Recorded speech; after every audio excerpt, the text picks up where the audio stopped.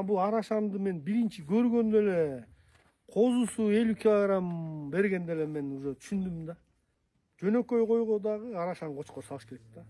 Жаз күз бул жалаңдай адамга эмоция, ден соолугуна жакшы нерсе алып келет. Туура пайдалансачы. Ассаламу алейкум жамаат. Мына бүгүн Ысык көлдө Салматтын коросуна келип элек.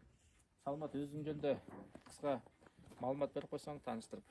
Мен 95 жыл мектепти бүтүрдүк ушу. Хусейин Эсенгожоев атында орто мектебин бүтүргөнбүз. Ошол убакта баарына эле белгилүү союз тарап, дыйканчылык башталган жылдар болчу. Аткорум менен кой менен аябай көп заниматься эттим. Анан салмак боюнча түшүнүгүм жакшы да койгочу.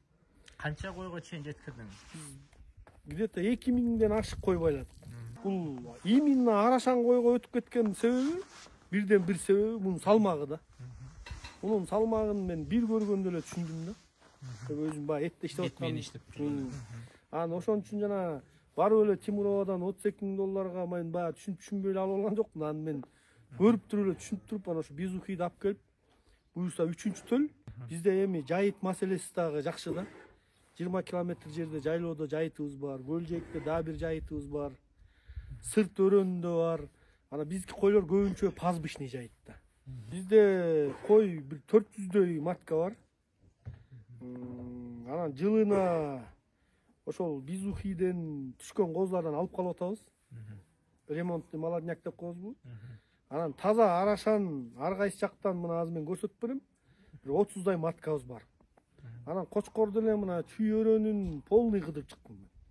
Полный дебейин эми бир 60-70%ин кыйын короолорду барып ушу Славиктен коз алдык, Ришатовадан алдык, Тимуровадан алдык. Анан азыр көп кишилер айтып атат мына кымбат деп. Эми чын эле кымбат, бирок эми талап ошондой болот атпайбы? Жакшы нерсенин баасы да кымбат болот экен да. Эми бул эт багыты боюнча айтсак, эт багыты боюнча мен илгертен эле мени көрүп аткандар билет болуш керек. Кой багытында мен көп иштедим да эттечи. Жана айтып кетпедим, 2000 башка чейин байладык астычы.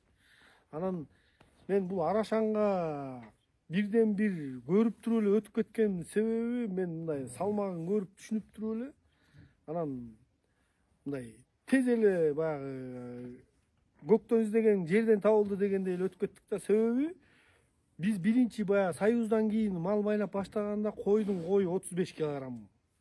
Мериностордон кийинчи. Анан кийин кара койлор аралашып 40 кило тегереги чыкчу сойгондочу. Анан кийин 45 кило чыгып калчу. Таң калып калчубуз 45 кило чыгып калсачы. Бул арашанды мен биринчи көргөндө эле козусу 50 килограмм бергенде эле мен уже түшүндүм да. Анан элге деле сунуш айта кетчү нерсе эми хотя бы жөнөкөй койго дагы арашан кочкор салыш керек да. Эми биздин Кыргызстанда полный коюбуз арашан болсо, бул кыргыздын эле кадыр баркын көтөргөн, дүйнө жүзүнө даң азалаган мал болот да. Анан ушул малдын аркасы менен эмне деген адамдар менен таанышып атабыз, эмне деген областта мамиле болуп атат. Не только областта, Средняя Азия боюнча. Жаз күз бул жалаңдай адамга эмоция, ден соолугуна жакшы нерсе алып келет. Туура пайдалансачы. Анан бул арашандын салмагы таң калтырат да. Этчилердин таблицасын бузат да кээдечи. Анан бул эт багытына болсо деле бул элге, биздин кыргыздарга Кудайдан берген бир жаратылыштан берген белекко деп ойлойм да. Мына бизде азыр ынтымак дагы аябай жакшы да. Бүт Кыргызстан боюнча, даже Средняя Азия боюнча дүйнө жүзүнө таанымал болуп атабыз. Койдун аркасы мененчи. Мен туугандарым тамашалап коет атам. Сен окуу жай бүтпөсөң дагы кой менен бизден кыйын эки жакты көрүп келип атасың. Асты Турцияга чейин барып келдим. Именно ушул мал боюнчачы.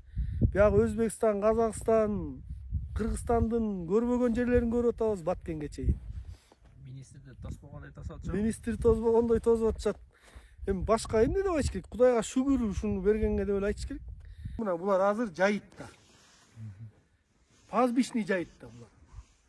Бойлорун мына 92, кулагы 21, узундугу 140 болду. Үчөө тең бирдей болду да. Салмақ? Салмактары 110 килограмм тегереги азыр талаада койдум. Мына ушул койдун 5-7ден козусу бар, эс жаз көрсөтөлүү. Именно ушул койдуку.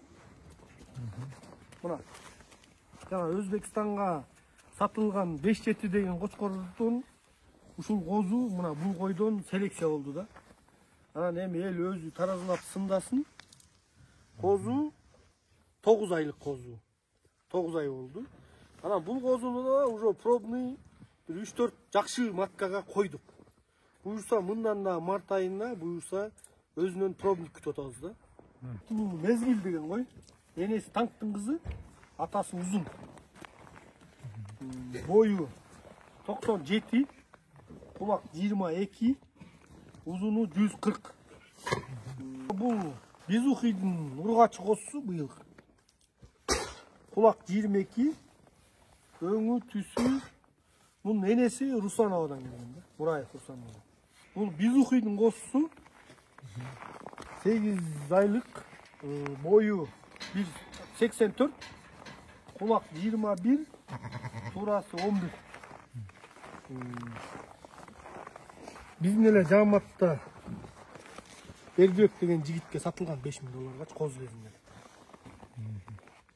Бул Чок Сары деген, атактуу Чок Сары деген кочкордун козусу. Энеси Бакайдын коросунан чыккан. Бою 91, кулак 23, 11 турасы. Узуну 135. Анан ушундай кочкорлорду Кудай буйрса кийинки сезонго жана биз айткан селекция тармагына мына ушул козуларды даярдап атабыз кийинки жылгачы. Ба жесең эт болот, сатсаң пул болот деген мал ушул да. Койдо береке бар, кой баккыла.